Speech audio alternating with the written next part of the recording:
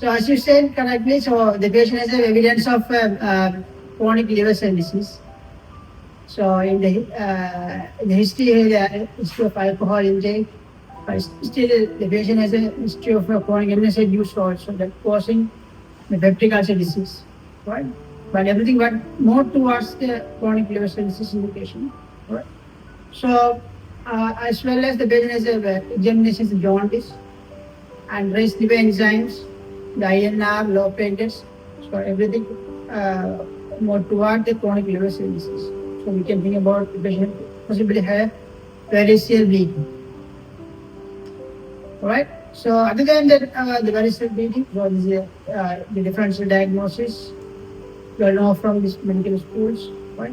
So the commonly recorded the cause for the abdominal bleeding is the peptic ulcer disease. But I think still we have our side it is more the variceal bleeding rather than peptic ulcer disease. So there are other causes. These are the main the peptic ulcer disease and the esophageal or gastric varices are the main causes. Right. So here also the portal hypertensive gastropathy. This is also almost the coexist with the variceal bleeding in our chronic liver cell disease patients. Right. I think you all know about the malaria STS, and but these are the main causes we need to focus, especially we are focused today about the variceal bleeding.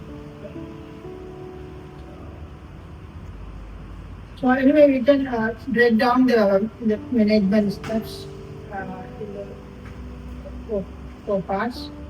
Right. So whoever the patient comes to the AME, so we think about the early resuscitation, right, and risk assessment, and identification of the cause and the site where the bleeding occurs, and then go for the definitive management. Right. So again, because part of my this presentation also to explain about the protocol we have introduced. Right. So anyway, this is one of the international protocols, so that is modified according to our local availabilities. Right?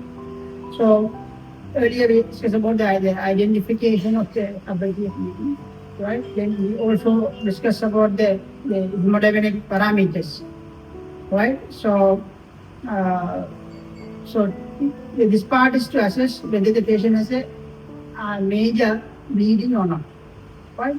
So it's about the large hematomesis or hematochezia, or about the heart rate, blood pressure, and public refilling time. Also, it assess the lactate level. Lactate level rises when there's more bleeding, right? And then maybe you can heard the term the shock index. That is the heart rate divided by the systolic blood pressure, right? So if it is more than 0.9, the patient is in a bad shock. Right? So that is also mentioned here. Right? So when we so when this in this assessment, when these are positive, right? So then it means the patient having a major abdominal bleeding, right? So this is the major abdominal bleeding pathway. So initial is about the initial management resuscitation. So for the patient with the acute condition, so we go through the ABCD approach, right? So the first is the resuscitation, right? And venous access with large bore cannulas, and so there's a very heavy ongoing bleeding, so we consider the urgent blood transfusion. Right? So sometimes patient may need an O negative bloods. Right? So basic investigations, blood gas, right? And so when there's a severe bleeding, sometimes we activate the major hemorrhage protocol. So we need to call the blood bank that the patient is on heavy bleeding, so we need to activate mainly during protocol. That means it doesn't not only giving the blood, so we also giving the platelets and other protein factors along with the blood transfusion when there's a major transfusion. Right? So again, while resuscitating, so we also think about and again the patient keep the patient by mouth, and we also think about the possible risk factors as we discussed earlier. So the drugs, any GI tract malignancies, and any possible liver disease such as. Right? So the next part, so this is the initial resuscitation. So once it is done, so we think we are with risk assessment. So that means so we are coming to this score system. So there are two scoring. So one is the Bedford, what you call the GBS score, and other was a full Rockall score. So the Bedford score is here, the Glasgow Bedford score. So it's simply equal to the GBS score. So this is to assess the initial assessment. So each parameter just like checking the ureas, hemoglobin level, blood pressure, and comorbidities. So by assessing them, so we think about the severity of the bleeding. Right? Still we are thinking about the severity of bleeding during the clinical parameters. But this is help with the score is 0 or 1. We can even think about the early discharge of the patient. So that means we can no need urgent endoscopy. So that we can do a late endoscopy after discharge. But in our setup, we admit every patient and manage. But in overseas, we don't do everything. So we just scoring 0 or 1, we discharge early and we can get an early endoscopy. But when there is a major bleeding, so the Rockall score is to be filled. So there are two parts in the pre and post endoscopy.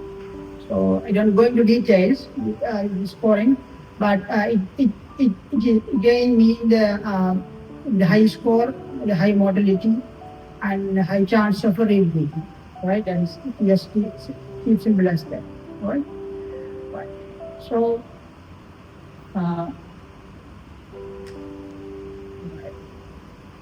Yeah, anyway, we'll come these are the part of the protocols, but I will come one by one, right? So we have done initial resuscitation and did the risk assessment. So we are admitting the patient, right? So then we think about